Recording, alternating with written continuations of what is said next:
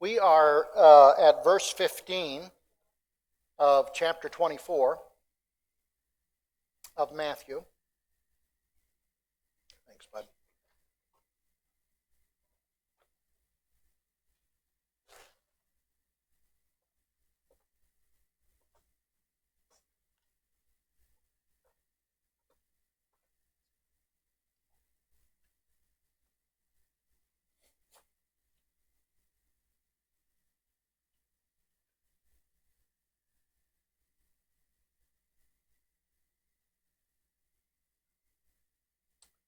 A time is coming when most of the people of Israel are going to be massacred by an enemy that they thought was their friend.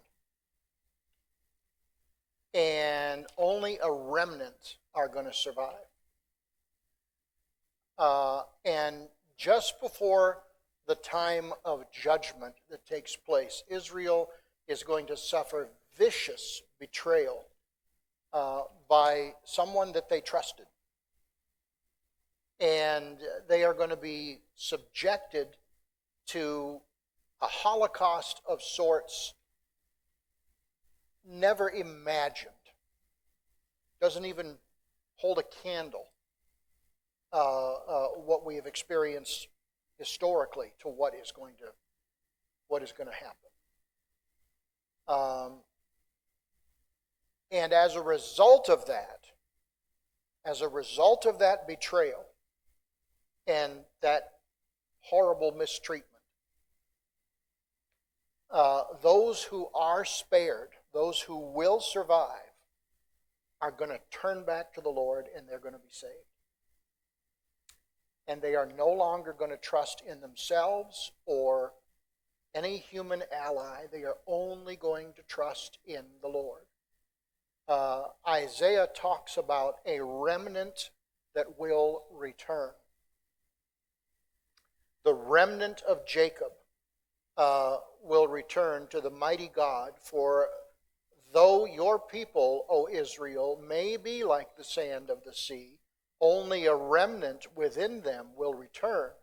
A destruction is determined, overflowing with righteousness. Isaiah chapter 10.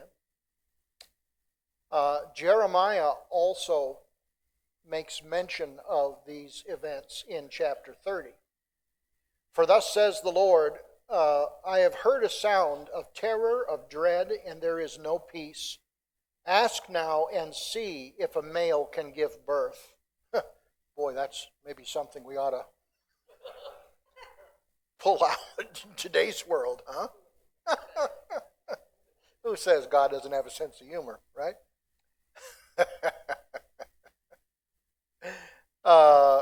Why do I see every man with his hands on his loins as a woman in childbirth? And why have all faces turned pale? Alas, for that day is great. There is none like it, and it is the time of Jacob's trouble. But he will be saved from it. And it shall come about on that day, declares the Lord of hosts, that I will break his yoke from off their neck, and will tear off their bonds, and strangers shall no longer make them their slaves. But they shall serve the Lord their God, and David their king, whom I will raise up for them. So the prophets make mention of this. Excruciating pain is going to be part of this, like the pain of childbirth without anesthetic. It's going to be experienced by all mankind, men and women. Even men are going to be on their knees as if in labor, holding themselves as they writhe in agony. But out of the suffering is going to come deliverance. Daniel mentions these things. Daniel foresaw the archangel Michael. He said, Michael, your great prince, who stands guard over the sons of your people, will arise, and there will be a time of distress such as never occurred since there was a nation until that time. And at that time, your people, everyone who is found written in the book, will be rescued. And again, in Zechariah chapter 13, and it will come about in all the land, declares the Lord, that two parts in it will be cut off and perish. but the third will be left in it. And I will bring the third part through the fire, refine them as silver is refined, and test them as gold is tested. They will call on my name, and I will answer them. I will say, they are my people, and they will say, the Lord is my God. Behold, a day is coming for the Lord, when the spoil taken from you will be divided among you, for I will gather all the nations against Jerusalem in battle. And the city will be captured, the houses plundered, the women ravaged, half the city exiled, the rest will not be cut off from the city. So you have all of this prophetic declaration as far as what is going to be happening in this mid-period of the tribulation.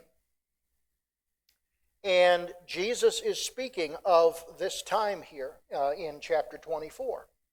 And he has just given, in the previous verses, those 6 signs of his coming that would be like birth pains. Now he predicts the sign that's going to trigger those birth pains. And again, remember that whenever we read here in chapter 24, Jesus talks about you. For example, look at verse 9. They will deliver up you to tribulation. Verse 15, when you see the abomination of desolation. It's plural, and he's talking about those individuals of whom this is going to happen, futuristically. He's not talking about the disciples here. This is the people who were alive during the tribulation period just before he returns. There is going to be this abomination.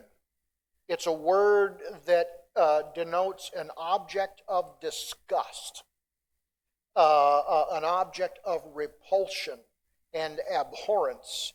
And the Bible uses it to refer to things most of the time associated with idolatry and just gross ungodliness.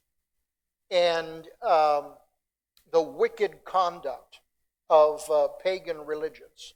The abomination of desolation. In other words, this abomination causes desolation. So halfway through the final week of years, okay, because we know that that's what Daniel talks about, okay, the 77s, and this is that last, the 70th group of 7. Halfway through that tribulation period, the first 3.5 years, the Antichrist is violently going to turn against Israel. He is going to set himself up to be God. He's going to commit this abomination that brings about desolation and activates this great tribulation. There's the tribulation period, which is 7 years, but then there is the great tribulation, which is the last half of that 7 years, where it's kind of like the heat's being turned up in an unbelievable sort of way. And this is going to bring about intense persecution of the Jewish people. So when you see the abomination of desolation spoken of by the prophet Daniel standing in the holy place, some suggest that that's the city of Jerusalem. Others suggest that that's referring to the Holy of Holies in the temple. The only other place where it's used in the New Testament refers to the temple itself. Seems to be the only reasonable meaning to take for it. David also refers to the temple as the Lord's holy place. So this is going to be in the temple itself. When you see this happen, let the reader understand. And again, that's those people that are going to be reading this in the future. Then he says, let those who are in Judea flee to the mountains. Let the one who's on the housetop not go down and take what's in his house. Let the one who's in the field not turn back to take his cloak. And alas, for women who are pregnant and for those who are nursing infants in those days. Pray that your flight may not be in winter or on a Sabbath, For then there will be great tribulation, such as has not been from the beginning of the world until now, no, and never will be.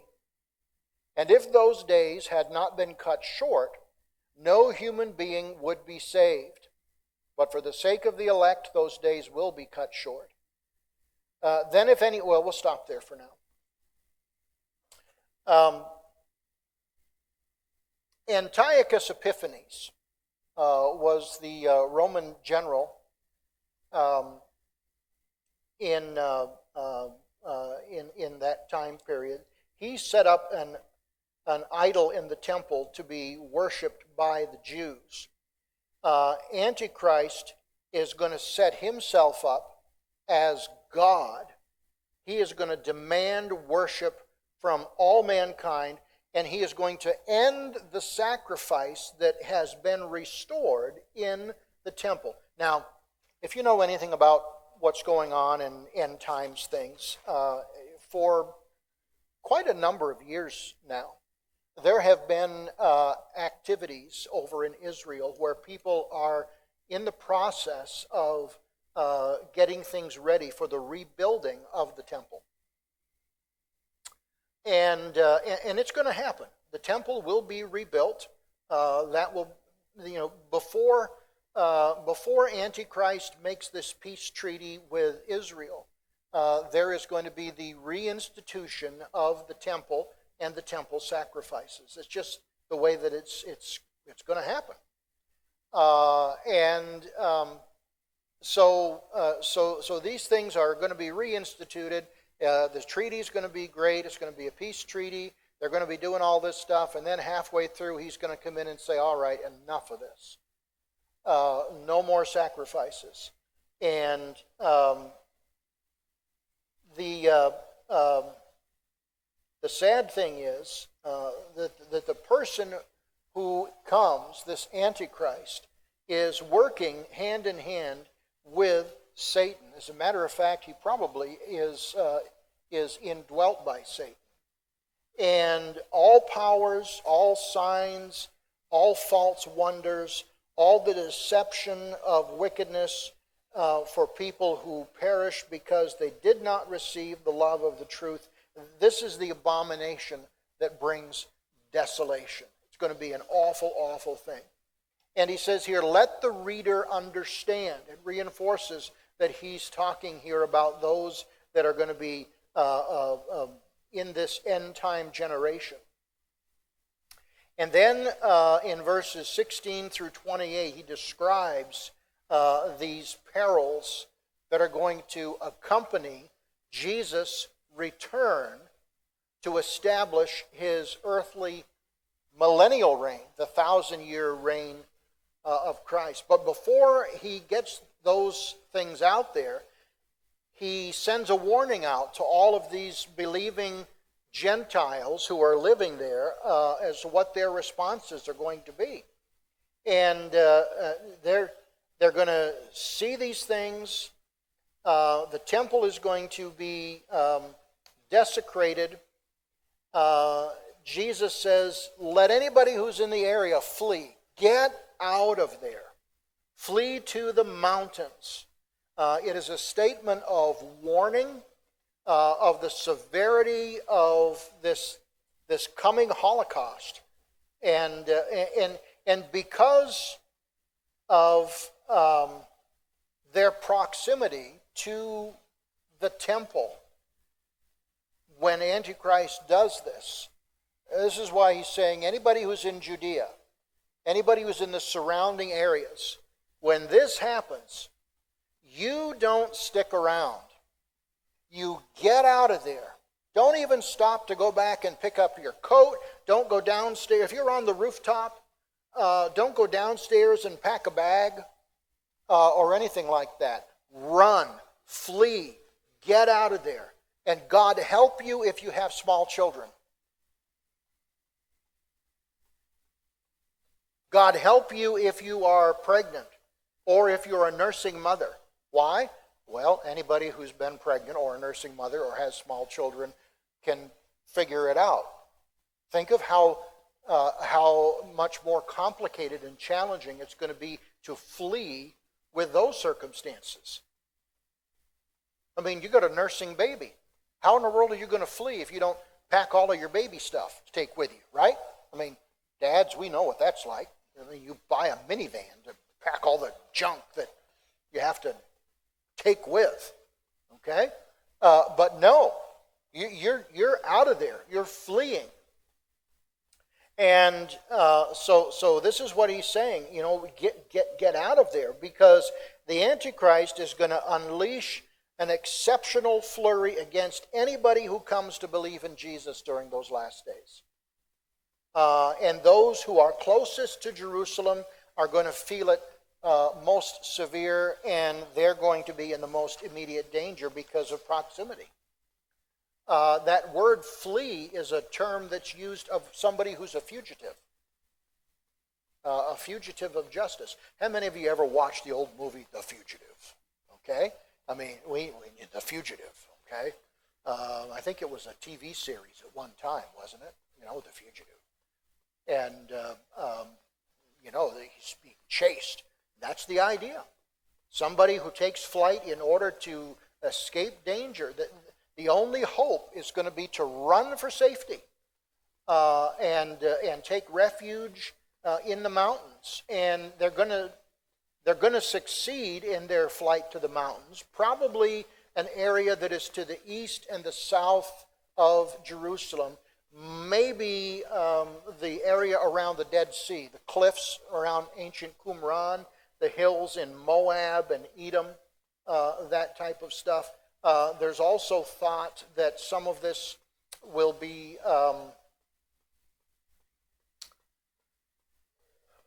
Petra, thank you. Yes, I'm thinking Jordan. But yes, that's where Petra is in Jordan.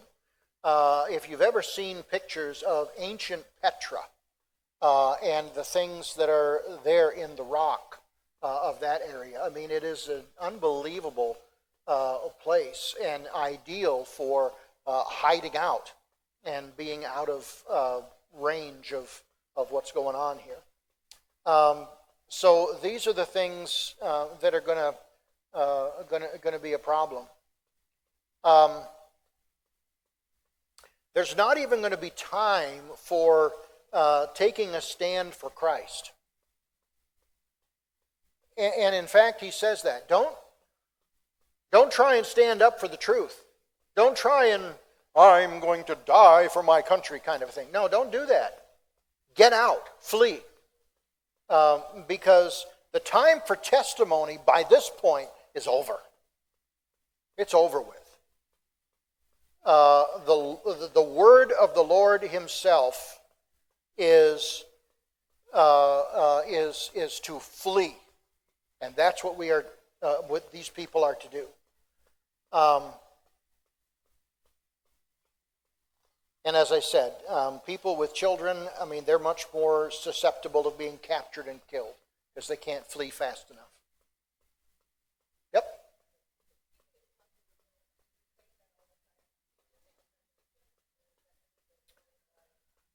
I think eventually it's going to be a worldwide thing, but when this first happens, those in that area of Judea are going to be most susceptible because they're closest to the Antichrist's headquarters.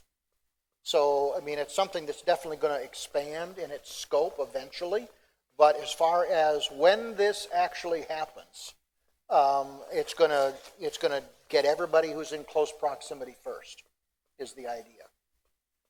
But yes, it will eventually. Yeah. It may not be. We may be talking about hours, not necessarily weeks and months, because of where we're at, technology-wise. Sure. Remember, it was the massacre of hundreds of male babies that Satan convinced Pharaoh he could destroy the Israelites in Egypt, right? And he convinced Herod the same way. You're going to destroy the Christ child. Get rid of all the baby boys. The Antichrist is going to employ the same activity during the tribulation. And when the Spirit has been removed, of course, because the church has been raptured, Satan and all of his hordes are going to be completely unrestrained in all of this. Now, he goes on here in verse 23. If anyone says to you, look, here is Christ, or there he is, don't believe it. For false Christs and false prophets will arise and perform great signs and wonders, so as to lead astray, if possible, even the elect. See, I've told you beforehand. So if they say to you, look, he's in the wilderness, don't go out. If they say, look, he's in the inner rooms, don't believe it. For as the lightning comes from the east and shines as far as the west, so will be the coming of the Son of Man. Wherever the corpse is, there the vultures will gather.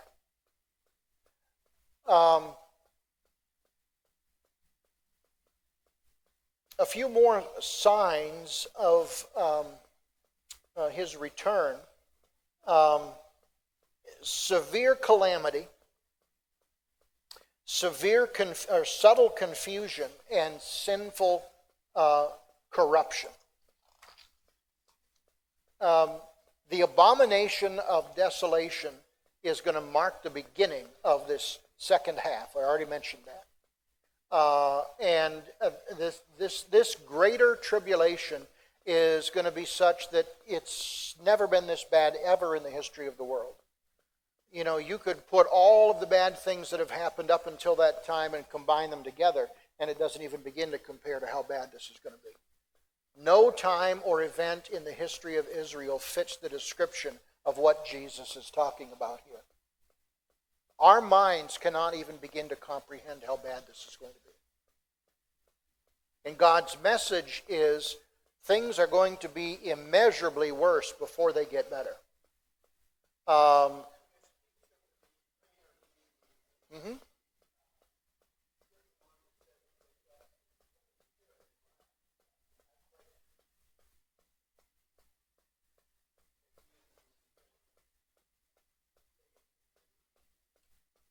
Why do you question that?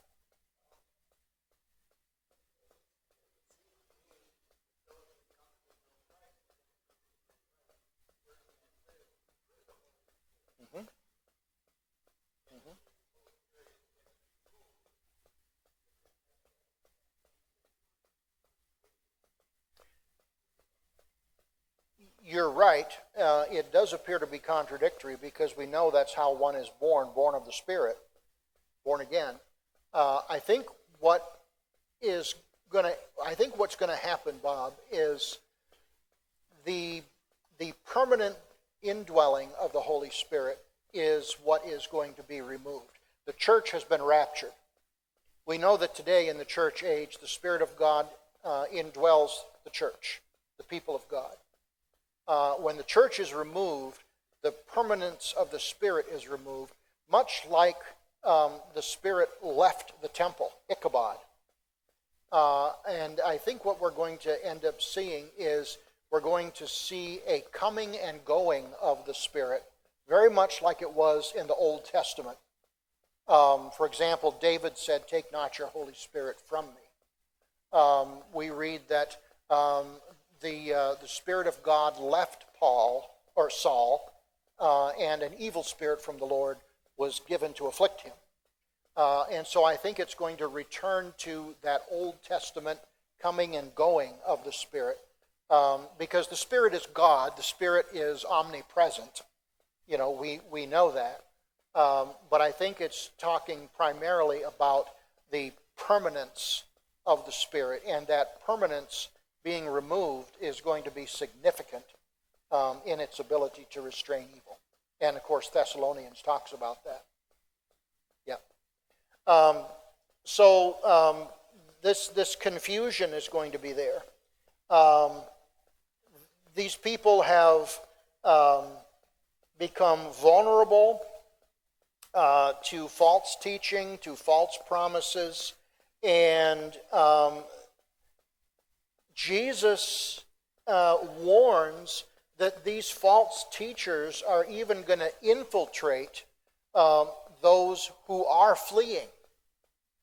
Those false teachers are going to be Satan's emissaries, and they are going to do their best to draw these new believers away from wherever they've gone for safety and refuge and drag them back into the hands of the Antichrist.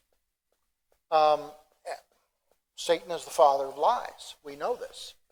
And just as he has tempted Eve, his primary weapon is deceit. He is a liar. He is the father of it, Jesus said.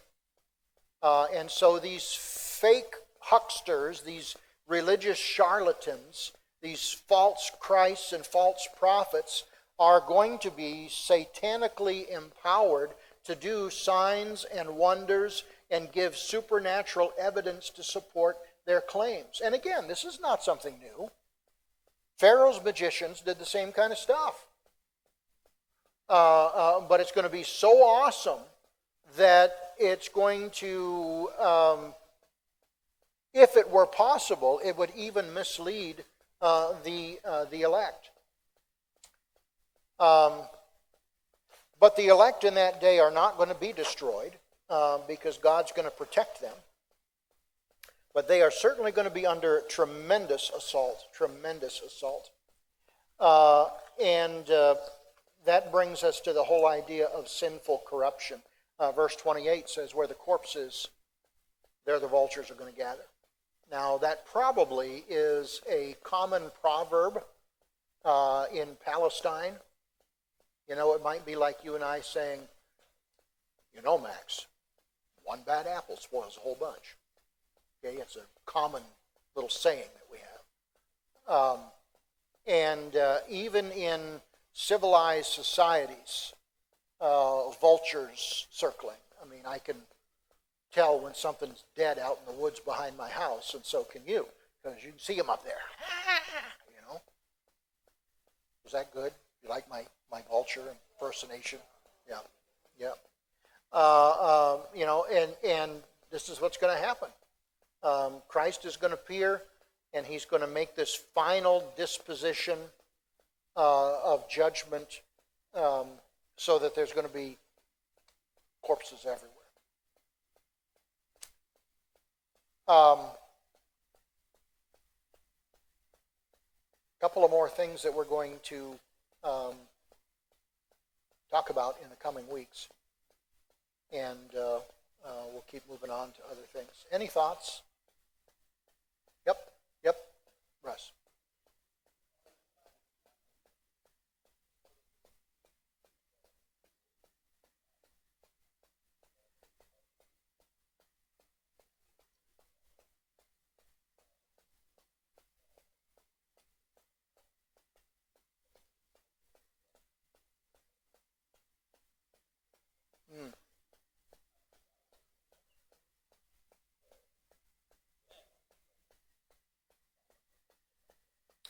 Exactly.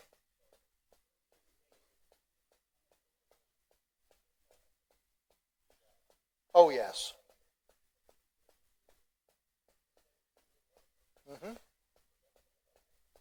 Right. And exactly what Jesus is getting at is, you know, just like you have to, I mean, these are up things that people in that day could relate to. And so, you know, while you're looking up and seeing these things, oh, guess what? Here comes the Son of Man. And so, yeah. And that takes all the mystery away. We don't need all of the huffy fluffy. Yeah, that's all right. Don't be sorry. Yeah. All right. Pick it up there next time.